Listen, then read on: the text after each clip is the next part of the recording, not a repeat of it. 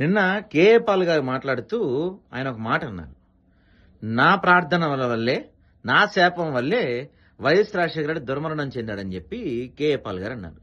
KA Paul గారు నిజంగా మిమ్మల్ని మీరు ఒక కామెడీ పీస్ అయిపోయినా సరే, మీరు ఒక కామెడీ సర్కిల్ అయిపోయినా సరే, మొత్తం మీ వీడియోస్ అంతా కామెడీ అవుతున్నా సరే, ఒక వర్గం ఇప్పటికీ మిమ్మల్ని అభిమానిస్తూ ఉన్నారు. దయచేసి వాళ్ళకు కూడా దూరం అయిపోకండి. ఎందుకంటే ఇప్పుడు మీ ప్రార్థనలు విని దేవుడు అవతల వాళ్ళని చంపేసే అంత క్రూరుడా దేవుడు? మేము ఇక్కడ మతం గురించి వేడి గురించి మాట్లాడతలేదు సార్. మీరు మాట్లాడే ముందు కొంచెం మీరే చెప్తారు, నేను 14 దేశాల ప్రెసిడెంట్లను కలిశాను, 30 దేశాల ప్రెసిడెంట్కి ప్రార్థన చేశానని చెప్తుంటారు మీరే. అంటే మీరు ప్రార్థిస్తే మీకు నచ్చని వాళ్ళు, మీ శత్రువుల్ని ఆ దేవుడు చంపేస్తాడా? ఇలా చంపేశాడని చెప్పి ఏ గ్రంథంలో రాసింది?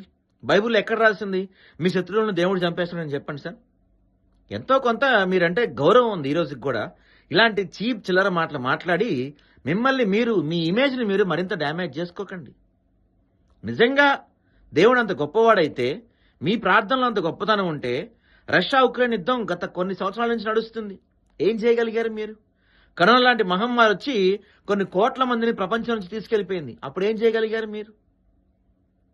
మీ యొక్క రాజకీయ కారణాలకు కావచ్చు, మీ యొక్క స్వార్థ రాజకీయ పనులకు కావచ్చు, మీ ఆస్తులకు సంబంధించిన విషయాలకు కావచ్చు, ఇలాంటి రకరకాల వాటికి దేవుణ్ణి ఎందుకు ఇన్వాల్వ్ చేస్తున్నారు మీరు?